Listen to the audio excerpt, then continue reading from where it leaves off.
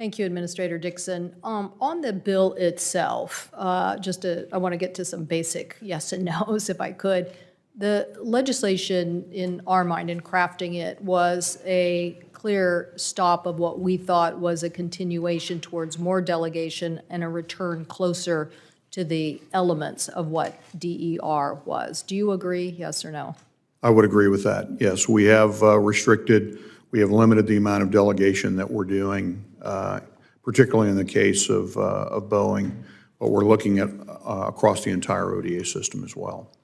So would you answer these questions? Has the FAA completed a workforce review recommended by the Department of Transportation, IG, in 2015 as it relates to your workforce needs? We are in the process of completing that review in the context of the certification reform legislation. As I said, we have increased our number of human factors experts, almost doubled our cadre there. We have done a review of our chief scientists and technical advisors and using them as well. But that review is ongoing, and look forward to working with the committee as it is completed, because I think that we need to continue to make sure that that's a dynamic process. Well, we had a deadline for September 23rd, 2021, and certainly you could have written to Congress and said, we can't meet that deadline. But having a workforce that you know is the technical oversight necessary to do the reviews, we think is step number one. And when we look at the lack of technical oversight on certain issues in a changing dynamic aviation market, this is really problematic. And I think in Mr. Wan's letter, he's basically talking about the fact that 53 people in an oversight office of 1,500 people on such the scale of aviation manufacturing is not enough. Would you agree? We have increased our number of engineers in the BASU and our engineers on the production line as well, and we will continue to evaluate all of that going forward. This is the language I don't like. Okay, we had a deadline. We would have loved to see an assessment of the workforce, something that would have said to Congress, here's where we think we're coming up short. Here's what we think we need to do. So today, just like all the other IG reports, everything else, the comments back from the FAA are, we're working on this. We want to get on the same page about needs. We're about to go into our appropriation process.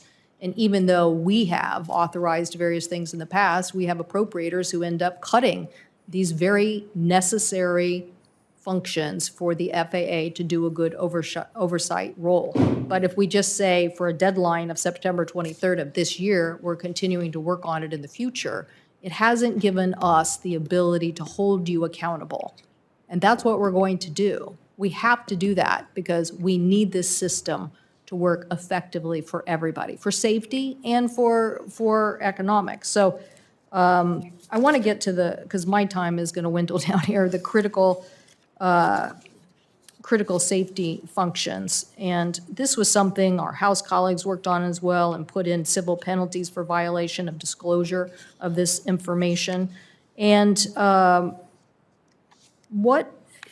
guess what I'm saying is your process right now is following a tab process, the same process of oversight and collection by individuals that led us to the MCAS system. That group didn't catch MCAS. And what we've written into law is that we want an integrated system, if you will. Some people call it graybeards. And we want those people at the beginning of the process. We want them reviewing the critical information and determining whether more oversight needs to be done. So do you think that your tab process is a fulfillment of the law? We are adapting the tab process to comport with the legislation. So it is a good starting point, but this integrated project team that you're referring to is definitely a part of what we are doing going forward and how we are organizing ourselves, both for future certification projects and for projects that are ongoing now. But we have certification going on right now. Yes. So why wouldn't you have made a big priority setting up a critical information certification team now for the ongoing certification projects. The reason I'm bringing this up is, again, we've seen 2 instances here where you're going to issue a report from whistleblowers before the end of the year. And what we're hearing from whistleblowers is the same that we've heard from the IG and others, and that is that line engineers had early warnings, whether it's the 787 battery issue or whether it was this issue related to synthetic airspeeds or the complexity of automation and overload of pilots in a system. But those line engineers weren't listened to. And that's why we want this critical information system and integrated set up immediately. Yes, ma'am. And the voluntary safety reporting program that we've had in place is one mechanism, but the integrated program reviews are ongoing now, and that will be a big part of both existing projects and the new certification projects. I will come back to this, but I want to go to my colleagues. But I just want you to know, I'm not going to allow the law to be skirted here. This issue is about whether you're going to follow a process that allows us to see the work of the FAA, see that it's completed, and not just hear it's ongoing. Thank you. Senator Wicker.